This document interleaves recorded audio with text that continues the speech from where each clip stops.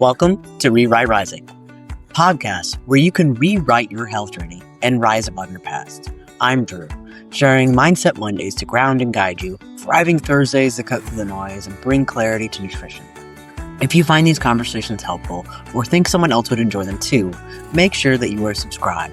Whether you're tuning into YouTube, Spotify, Apple Podcasts, or anywhere else, feel free to share them along the way. All right, let's get into today's episode. I want you to think of your mental health like your body. So, just as your body needs nourishing food, your mind needs a balanced diet of self perception and social connection. But on social media, we often consume is more like mental junk food. So, those highlight reels of other people's lives, think about it, the perfect vacation, the toned bodies, the big career wins, looks pretty appealing, but it doesn't actually nourish you. So, psychologists call this upward social comparison. And when you compare yourself to people that you think are doing better than you, it kind of makes you feel like crap. The study published in the Psychology of Popular Media Culture found that these upward comparison platforms like Instagram, Facebook, TikTok are directly linked to lower self-esteem and higher depressive symptoms. So in other words, it's just like eating empty calories. Feels good for a moment, and then it leaves you depleted afterwards. Not every comparison is equally damaging. Sometimes seeing someone a step ahead of you can help motivate you. But when there's a massive gap, your perspective is like way out of the league, that's when it actually becomes toxic.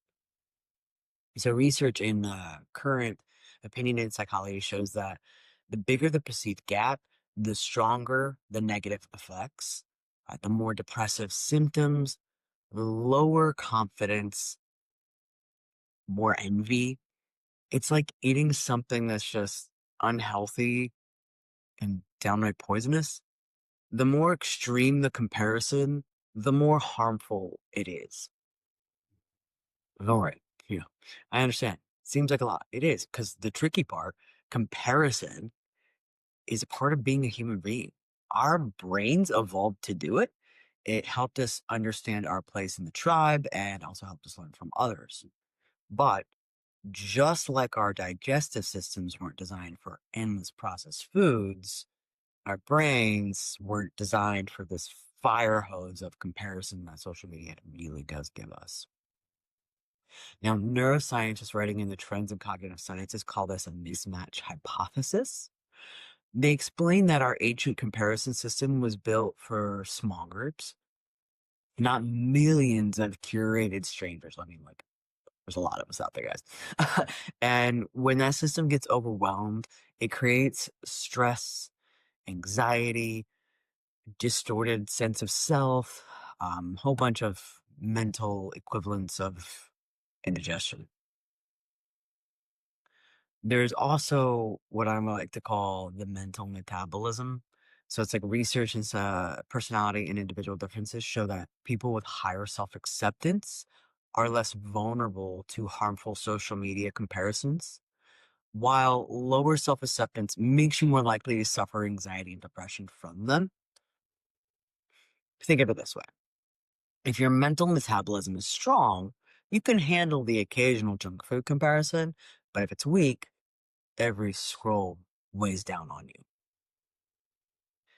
It's not just about self-esteem.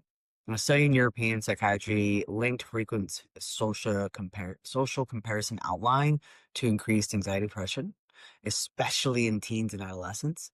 And you just add cyberbullying into the mix, which often grows out of comparison. The impact gets even worse.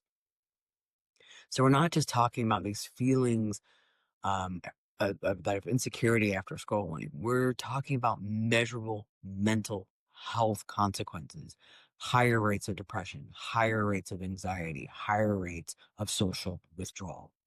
So, what does that leave us? Well, we can't stop comparison, it's wired into us, but we can learn to consume it more mindfully.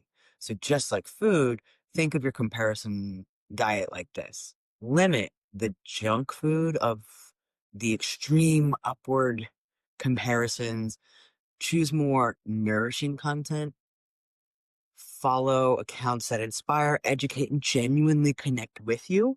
Don't follow things that feel out of reach and out of touch because that's just going to make you feel worse. And then strengthen your mental metabolism. Start by grinding yourself, by building up your self acceptance, whether it's through journaling, therapy, gratitude practice, or celebrating even your own little small wins. Because if you try to strive to be 1% better every single day, you're compounding on that, and the growth is exponential. Your mental health deserves a balanced diet too. Okay. Thank you for listening to Rewrite Rising. Now remember, you don't have to get it right. You just have to start. Now, new episodes drop every Monday and Thursday. And if this episode resonated with you, share it with a friend, hit follow, subscribe so you don't miss what's next. Thank you.